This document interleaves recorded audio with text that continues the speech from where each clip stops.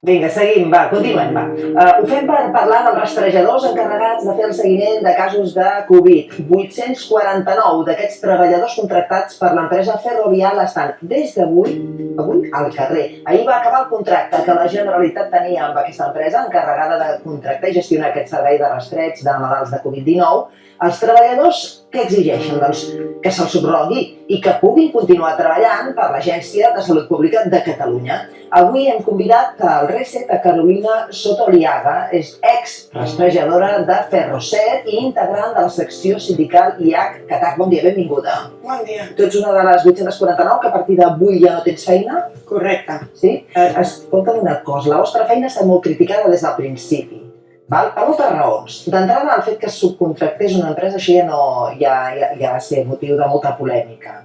I al final d'aquesta polèmica, diguéssim, política, el resultat és 849 persones al carrer. És així? Exacte. Com bé dius, d'entrada va ser ja un contracte polèmic perquè s'assumien serveis públics a través de la contractació d'una empresa privada. Tot i així es va tirar endavant aquest contracte.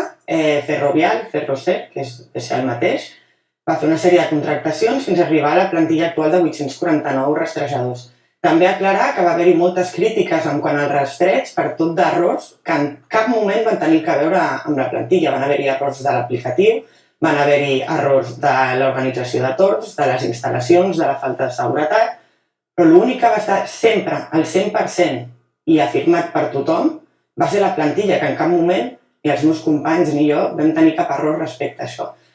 De fet, va haver-hi controvèrsia a l'hora de contractar Ferroser, però és que hi ha controvèrsia també a l'hora de rescindir el contracte, tornem a estar en el mateix, no?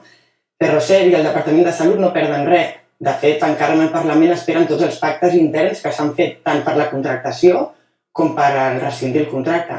El que sabem és que al final els afectats són els de sempre. Primer de tot, la salut pública, els ciutadans, perquè es desperdicia l'experiència de tot aquest més d'1.500.000 trucades i d'altra banda 899 treballadors que des d'ahir a les 10 estem al carrer. Clar, va ser polèmic el contracte, això d'entrada. I això també després ha derivat en que no hi havia prou rastrejadors, que la feina no s'estava fent bé. Vosaltres us heu sentit especialment dolguts o atacats a nivell treballador, parlo, perquè clar, us havien fet una formació, devíeu fer tot el que us demanaven de fer, no? És així? Sí, de fet el que ens sentim és sobretot utilitzats, perquè el 90% dels treballadors som un perfil d'estudiants de carreres superiors, el qual som lo suficientment intel·ligents per assumir aquesta feina, però lo suficientment necessitats com per acceptar condicions laborals totalment precàries. Llavors, tots aquests errors de l'aplicatiu, tots aquests errors d'organització els hem patit nosaltres, però alhora els hem patit fins a l'últim moment, que és que ahir acabem al carrer 849 rastrejadors. Saps si ara amb el canvi de contracte aquests errors que dius tu de l'aplicatiu ja no hi són o... en fi... Com vaig comentar en una entrevista en una altra cadena, el secretari general del Departament de Salut, el Marc Ramentol, va explicar tot il·lusionat que després de tots aquests errors començaven de nou, amb un nou aplicatiu, amb un sistema molt millor, on d'alguna forma ens sentim com els conejillos d'Índies, no? De tots aquells errors que nosaltres hem informat reiteradament tant al Departament de Salut com a Ferroser. Hi ha aquesta incidència, hi ha aquesta altra, no se'ns ha fet cas i ens hem passat 2 setmanes assumint els errors, intentar suplir aquests errors de gestió des de la plantilla i resulta que ara comencen de nou, però ens deixen a nosaltres enrere. Quina era la teva feina exactament? Què és el que havies de fer? A veure, explica'ns una mica el procediment. Sí, m'agradaria remarcar primer, com he dit altres vegades, que no és una feina de comercial, no truquem per vendre. De fet, truquem a persones. Quan jo dic 1.500.000 trucades, va més enllà d'un número. Són 1.500.000 persones, famílies, que se'm posa hasta la pell de gallina al dir-ho, no? M'emociono perquè tots els meus companys i jo hem viscut trucades relativament fàcils, però moltes d'altres on truques persones que estan en una situació molt delicada, on acaben literalment d'enterrar un familiar, on fa un mes que no veuen una persona perquè està a l'hospital amb Covid aïllada, i això durant torns de 8 i 12 hores implica no només una tasca de rastreig informativa i que és la primera barrera contra l'expansió del Covid, sinó també hi ha una part molt empàtica on aquestes persones, dins del protocol de trucades de 5 minuts, a vegades arribes a 20 minuts acabant parlant amb elles, no? Jo tinc ahir, per exemple, que és un dia molt emotiu, tornava a casa i pensava en trucades, doncs, no, sense donar cognoms, no? Però que es queden gravades, de la Carmen, d'Andalusia, sol aquí amb la seva filla amb esclerosis, plorant-te i tu intentant consolar una altra noia que em plorava dient no m'he pogut despedir del meu germà que mor, i jo fent-li humanament, perquè no som màquines, tampoc som un número, tampoc els 849, explicant-li no ha mort sol el teu germà, tot i que no estiguéssiu físicament, la manera en què em plores demostra que ell s'ha sentit acompanyat fins l'últim moment, penjar i emocionar-te perquè aquella persona t'ha donat les gràcies del molt que li ha servit això. Cada una d'aquestes històries, Jordi Saurí, que té una fundació a Tarragona en favor de l'autisme, que estava en un moment delicat i vaig poder parlar amb ell i em va, sisplau, demanar i donar autorització que em quedés amb el seu telèfon per poder seguir en contacte.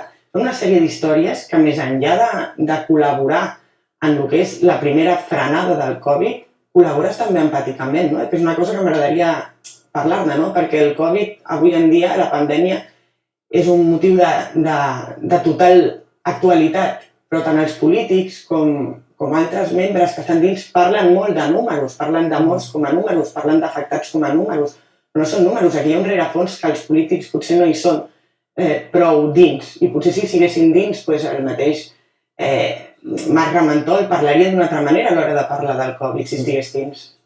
M'està posant una mica, m'estic emocionant perquè estic pensant que la feina dels rastrejadors ha estat els objectius de moltes crítiques que no arriben, que no ho fan prou bé, ui, mira, tinc un contacte i no m'han trucat, tot eren crítiques i veig que la vostra feina us implicava d'una manera que potser no n'hem estat conscients. Aquestes 849 persones que avui s'han quedat al carrer, teniu alguna opció d'entrar a formar part dels nous rastrejadors, però aquesta vegada per salut pública?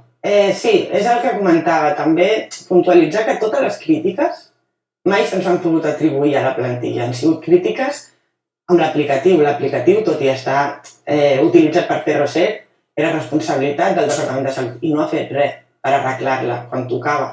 Ferroser tampoc. De fet, tots aquests errors mai sentiràs un error de dir hi ha una persona que em va atendre malament. No, l'aplicatiu no ha funcionat, els torns han estat mal gestionats. Per això remarcar que la feina dels rastrejadors, jo sempre dic, els únics que han valorat aquesta feina, i em torno a posar la pell de gallina, són les més d'1.500.000 famílies. L'opció que tenim, com em comentaves, és una opció totalment legal, totalment possible tant a nivell administratiu com laboral, com legal, com polític. És l'opció millor no només pels 849 treballadors, sinó en favor de la salut pública. Per què no aprofites l'experiència de més d'1.500.000 trucades? I, de fet, el Departament de Salut a dia d'avui encara no s'ha reunit amb nosaltres. Té 849 persones al carrer i no s'ha reunit amb nosaltres. Tu saps quantes persones faran ara aquesta feina? Sí, això també ho voldria dir, perquè de fet cada cop que el Departament de Salut ha tingut la notícia o el rumor de que ens volien mobilitzar la plantilla ha fet algun pas. Tots aquests passos també vull dir que em semblen molt rastrers, perquè mai han sigut transparents, sempre han sigut per despistar. En un primer moment vam rebre rumors d'Alba Vergés que deia que rescindia aquest contracte, la plantilla no sabíem res i vam estar pensant serà un rumor perquè ens han d'informar. 15 dies abans del 31 rebem un comunicat on se'ns diu que moltes gràcies, us ho hem fet molt bé, que s'acaba això. I que ens deixen 3 borses de treball obertes. Aquestes 3 borses de treball eren borses obertes des d'octubre, ja plenes. Paral·lelament a aquestes borses, expressament per nosaltres, hi havia borses d'Infojobs d'altres llocs. Vam demanar reiteradament quants dels 849 rastrejadors assumirà la Generalitat, el Departament de Salut. Mai ens van dir res. I resulta que l'altre dia se li escapa un discurs al secretari general, al Marc Ramentol, i tot il·lusionat diu ja tenim 500 rastrejadors formant-se. Això vol dir que no som nosaltres. I n'agafarem 200 més. Finalment vam tenir la resposta. D'aquests 849 n'agafen 200, el que és el mateix, deixen 649 al carrer.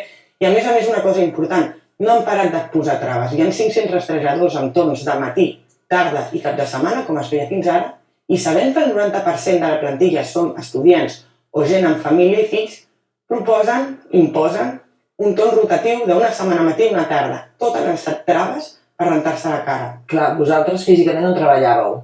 En 2 oficines, direm, a Sant Joan d'Espí i Hospitalet. D'acord, ara, a dia d'avui, a hora d'avui, quasi les 10 del matí, les persones noves ja deuen estar treballant, no ens podem permetre tampoc un lapsus així. Imagino que sí, de totes formes també deixar clar això, són 849 per tal d'aplacar les mobilitzacions, van exigir el 100% dels serveis mínims i finalment el Departament de Treball el 90% de serveis mínims, però en canvi la plantilla es redueix, el qual no s'entén aquesta exigència. Molt bé, seguirem el vostre cas. Gràcies per haver-lo vingut a explicar en aquest primer dia. Moltíssimes gràcies a vosaltres. Gràcies. Doncs fins aquí el Reset d'avui. Demà tornarem. Seguim lluitant, seguim lluitant, seguim lluitant.